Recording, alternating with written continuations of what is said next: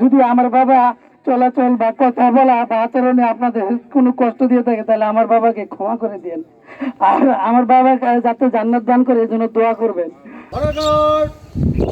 বীর মুক্তিযোদ্ধা মরহুম মুসলিউদ্দিনের স্মরণে 1 মিনিট নীরবতা পালন করবে।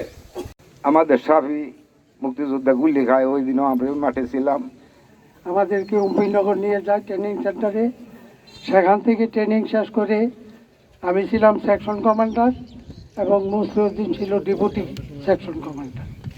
আমরা 9 জনে প্রতি সেকশন ভাগ হইয়া 108 জন বাংলাদেশে প্রবেশ করি এবং যুদ্ধ বিভিন্ন জায়গায় যুদ্ধ করে দেশ স্বাধীন করেছি। কিন্তু আমাদের অনেক মুক্তিযুদ্ধই সংগ্রামকালীন মৃত্যুবরণ করেছেন, শাহাদত বরণ করেছেন। আজকে আমাদের মাঝ থেকে আরেকজন বিদায় নিয়ে চলে গেলেন। আমরা মুক্তিযোদ্ধাদের তরফ থেকে তাকে সশ্রদ্ধ সালাম জানাই। বীর মুক্তিযোদ্ধা মরহুম মুসলিউদ্দিন সাহেবের স্মৃতিচারণে পরবর্তীতে একটি সভার আয়োজন করা হবে, শোক সভার। তাই আমি সবাইকে অনুরোধ করব, আপনারা যারা স্মৃতিচারণ করবেন অতি সংক্ষিপ্ত আকারে কথা বলবেন। মরহুম মুসলিউদ্দিন, তিনি সম্পর্কে আমার মামা ছিলেন। তিনি আপনাদের গ্রামেই জন্মগ্রহণ করেছেন, এখানেই বড় হয়েছেন। আজকে এই গ্রাম থেকেই ওনাকে চিরবিদায় জানানোর জন্য সকল প্রস্তুতি সম্পন্ন। শাহিদ আছেন, উনি কতটুকু ক্ষমতাশালী ছিল আমরা সবাই জানি। আমরা ইচ্ছা করলেই কিন্তু ওনার মতো ক্ষমতাশালী হতে পারবো না, কারণ দেশ স্বাধীন করার মতো সুযোগ কিন্তু আর নাই। আমরা ওনার প্রতি শ্রদ্ধা রেখে ওনার জন্য দোয়া করব, ওনার পরিবার যেন এই সুখ বইতে পারে এই দোয়া করব, এবং ওনাকে যেন আল্লাহ জান্নাতুল ফেরদৌস দান করে। উনি একজন প্রকৃত মুক্তিযোদ্ধা। এইটা আমাদের জাতির জন্য করব। জাতির শ্রেষ্ঠ সন্তান বীর মুক্তিযোদ্ধা মরহুম মুসলিউদ্দিন ফকিরের জানাজায় আগত সম্মানিত মুসল্লিয়ান, আসসালামু আলাইকুম। মানুষ মরণশীল, প্রত্যেকেই মরার স্বাদ গ্রহণ করতে হবে। আজ না হয় কাল মরতে হবে, তার জন্য সকলেই সর্বদা প্রস্তুত থাকা উচিত। আজকের এই শেষ বেলার দিনে ওনাকে ক্ষমা করে দিবেন। আজকে ক্ষমার দিন, আজকে ওনার জন্য আমরা মন ভরে দোয়া করব, আল্লাহ যেন ওনাকে বেহেশত নসিব করেন। একজন অভিভাবক হারিয়েছি, আমার মন অত্যন্ত ভারাক্রান্ত। আমি আর কথা বাড়াবো না, সবাই চাচার জন্য দোয়া করবেন, আমিও দোয়া করি। আসসালামু আলাইকুম। আজকে ওনার জীবনের শেষ সময়ে আল্লাহর কাছে দোয়া করি যাতে আল্লাহ পাক ওনাকে জান্নাতে সর্বশ্রেষ্ঠ মাকাম জান্নাতুল ফেরদৌস নসিব করে। আজকে যার জানাজায় আমি উপস্থিত হয়েছি, জাতির সূর্য সন্তান, শ্রেষ্ঠ সন্তান বীর মুক্তিযোদ্ধা মুসলিউদ্দিন সাহেবের, আমি মনে করি আমার পরিবারের একজন সদস্য আমি হারিয়েছি। এই জন্য বলবো, আমি তো মুক্তিযোদ্ধার সন্তান, মুক্তিযোদ্ধা সংগঠনের সন্তান।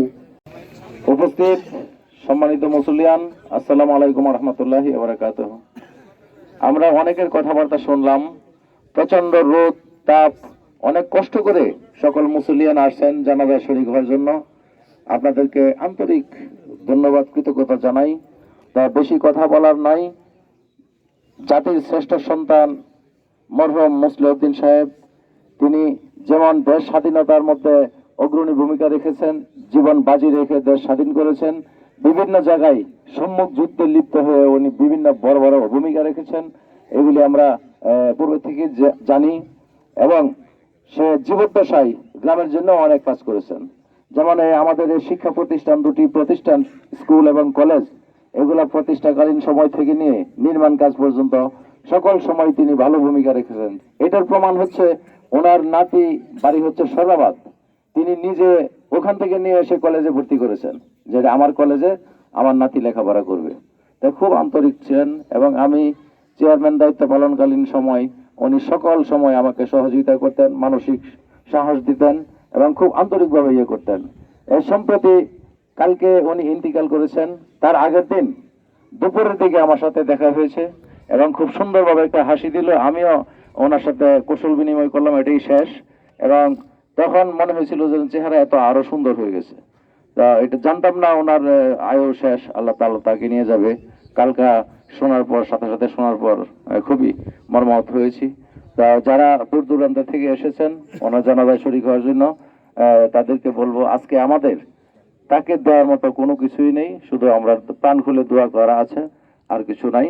তা ওনার ব্যাপারে যেহেতু বীর মুক্তিযোদ্ধা এবং উনি ভালো একজন সংগঠক, সকল কিছুই রাজনীতিতে উনি সক্রিয়ভাবে আওয়ামী লীগের সাথে জড়িত, বর্তমানেও সে রানিং সভাপতির দায়িত্বে ছিলেন সাল্লাবাদ ইউনিয়ন আওয়ামী লীগ 3 নং ওয়ার্ডের। তো সেই হিসেবে দলীয় নেতৃবৃন্দের সাথে কথা বলে, তাদের পারিবারিক সবার সাথে কথা বলে পরবর্তীতে আমরা একটা শোক সভার আয়োজন করলে আপনারা জানবেন ইনশাল্লাহ।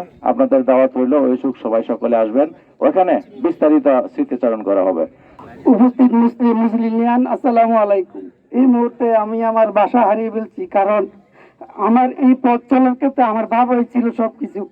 তারপরে আমি আপনাদের কাছে একটা জিনিস দোয়া চাই, যদি আমার বাবা চলাচল বা কথা বলা বা আচরণে আপনাদের কোনো কষ্ট দিয়ে থাকে তাহলে আমার বাবাকে ক্ষমা করে দেন, আর আমার বাবাকে যাতে জান্নাত দান করে এই জন্য দোয়া করবেন।